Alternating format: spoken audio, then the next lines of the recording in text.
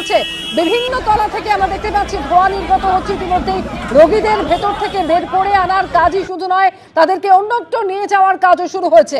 ভেতরের ছবি এই মুহূর্তে দেখতে পাচ্ছেন, দমকল কর্মীরা সেখানে পৌঁছে গিয়েছেন, আগুন নেভানোর চেষ্টা করছেন, একদম আগুনের উৎসস্থল পর্যন্ত পৌঁছানোর চেষ্টা করছেন তারা। আপনাদের সিস্টেম কে আছে এখানে? আপনাদের সিকিউরিটি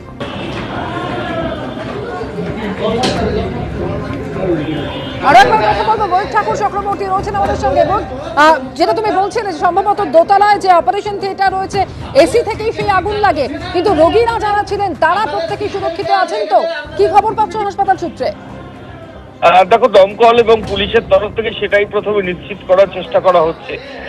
আগুনের উৎস কোথায়, কোথা থেকে লাগলো সেটা তো ফরেনসিক এক্সপার্টরা আসবেন, তারা এসে নমুনা সংগ্রহ করবেন এবং তারপর পুরোটা স্পষ্ট হবে যে আগুন কোথা থেকে লেগেছে বা কোথা থেকে ছড়িয়েছে বা কোথায় শর্ট সার্কিট হয়েছিল।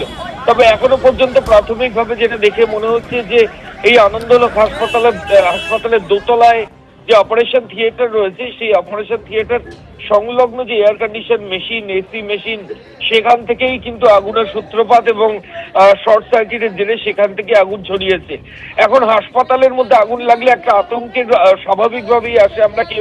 আমরির সেই দুঃস্বপ্ন কেউ ভুলিনি, যেখানে প্রায় 94 জন মারা গেছিলেন এবং প্রত্যেক সেক্ষেত্রে দেখা গেছিল যে ধোঁয়া একটা বড় ভূমিকা নেয় এবং ধোঁয়াতে অনেক মানুষ অসুস্থ হয়ে পড়ে। ফলত এই আনন্দলোকে এখনো পর্যন্ত দমকল কর্মীরা যেটা বলছেন যে তারা সেটাই করছেন পুলিশ প্রশাসনকে নিয়ে এবং হাসপাতাল কর্তৃপক্ষকে সঙ্গে নিয়ে, যাতে কোনো জায়গায় কোনো ওয়ার্ডে কোনো পেশেন্ট আটকে না থাকেন এবং এই যে আগুনের জন্য যে ধোঁয়া বেরোচ্ছে সেই ধোঁয়াতে যাতে কারোর নিঃশ্বাস নিতে কষ্ট না হয় সেগুলো সুনিশ্চিত করা।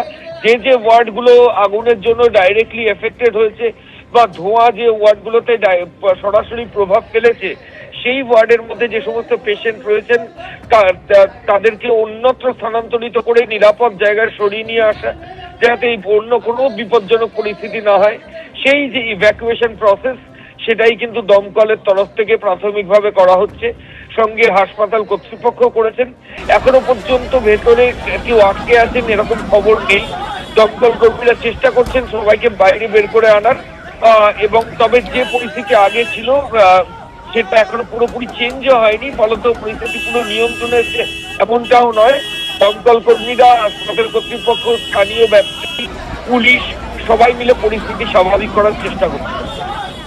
একেবারে সঙ্গে থাকো ময়ূক। অর্থাৎ প্রাথমিকভাবে রোগীরা যারা ভেতরে আটকে ছিলেন তাদের প্রত্যেকে যাতে সেখান থেকে বের করে আনা যায় সেই কাজ ইতিমধ্যেই শুরু হয়েছে। অন্যত্র তাদেরকে পাঠানো হচ্ছে আনন্দলোক হাসপাতাল থেকে এবং প্রাথমিকভাবে যেটা জানা যাচ্ছে যে সম্ভবত দোতলায় যে অপারেশন থিয়েটার রয়েছে সেখানে এসি থেকে আগুন লেগে থাকতে পারে, শর্ট সার্কিট থেকে অগ্নিকাণ্ড হয়ে থাকতে পারে বলে প্রাথমিকভাবে মনে করছে দমকল। তবে ধোঁয়ায় রীতিমতো ভরে গিয়েছে, শুধুমাত্র দোতলার ওই অংশই নয়, অন্যত্রও কিন্তু ধোঁয়া দেখা যাচ্ছে। একেবারে কালো ধোঁয়া বের হচ্ছে আনন্দলোক হাসপাতালের ওই ফ্লোর থেকে।